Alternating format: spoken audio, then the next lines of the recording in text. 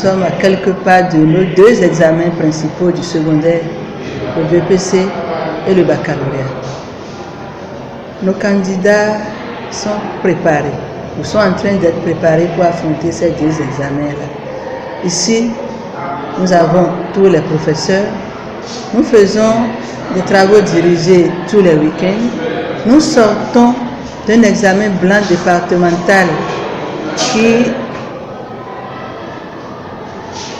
qui a opposé presque tous les collèges de Cotonou.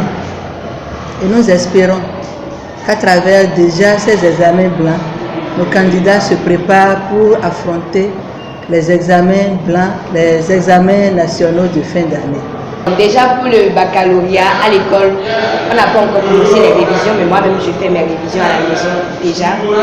Et puis je fais des exercices, assez d'exercices.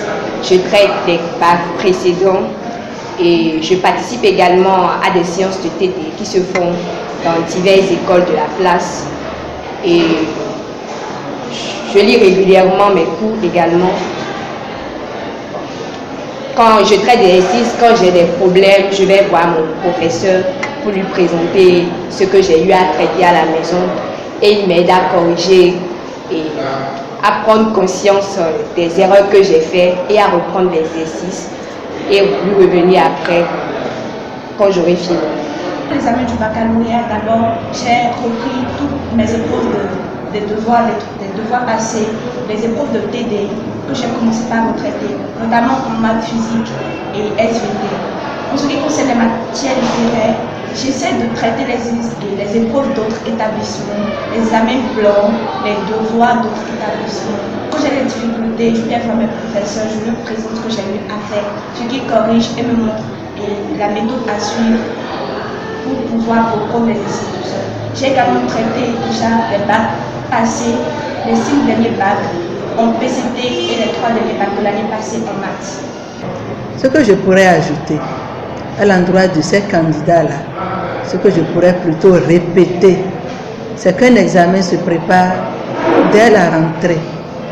Nous ne cessons de le dire, il faut étudier au quotidien. Il faut être au cours, être assidu au cours, étudier au quotidien, préparer les évaluations, les affronter correctement et déjà on se prépare pour la fin de l'année. Je me prépare pour le bac en traitant les épreuves, notamment en histoire, géo, en économie, comme je suis en série B. Et aussi, j'ai des livres dans lesquels il y a des épreuves que je traite. Il y a aussi que j'ai des amis dans mon école, donc je prends leurs épreuves et je traite. C'est comme ça que je me prépare. Pour le bac, je retraite les TD passés et les devoirs passés aussi. Je traite aussi les épreuves des examens du bac passé et des examens blancs que je trouve chez des amis de d'autres collèges. Quand j'ai des problèmes, je les présente à mes répétiteurs ou aux professeurs d'école. Les parents qui devraient être nos partenaires principaux, parce que pour des enfants, il a fallu des parents. Et pour les éduquer, nous devons les avoir avec nous. Aujourd'hui, les parents préparent leurs préoccupations professionnelles ou autres, ont abandonné, je dis bien, ont abandonné les enfants sur les bras de l'école. Les parents pensent aujourd'hui que l'école devrait tout faire. Les professeurs sont là, ils font leur travail. L'encadrement est là, il fait son travail. Il faut qu'à la maison, le parent de candidat suive son enfant.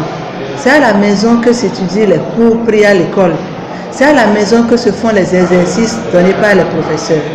Ce n'est pas que le répétiteur qui n'a pas toujours le niveau qu'il faut, qui doit travailler avec les enfants. Parce que dans le choix des répétiteurs, les parents se trompent souvent. Ce n'est pas tout le monde qui peut, par exemple, préparer un enfant qui prépare le baccalauréat. Nous voyons ici des personnes venir se renseigner sur le travail des élèves qui n'ont pas le niveau qu'il faut pour les encadrer. Nous voyons des encadreurs de maison qui font 3 matières: anglais, histoire, géographie, français. Aucun professeur, aucun encadreur ne peut tout faire à la fois. Aucun. Donc il faut pouvoir s'approcher de l'école, faire la part des choses, encadrer les enfants véritablement à la maison, leur donner les répétiteurs qu'il faut, s'il faut en donner. De notre temps, on n'en avait pas toujours, nos parents n'avaient pas les moyens de nous en donner, mais ils nous suivaient. Ils voyaient si vous êtes à l'étude. Ils faisaient des tours pour voir si vous travaillez effectivement.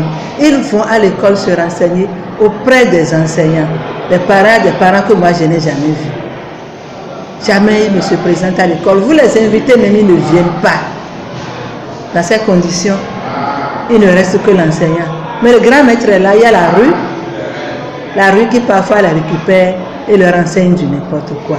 Il faut que les parents jouent leur partition, soit avec l'école, pour que la réussite de leurs enfants soit assurée.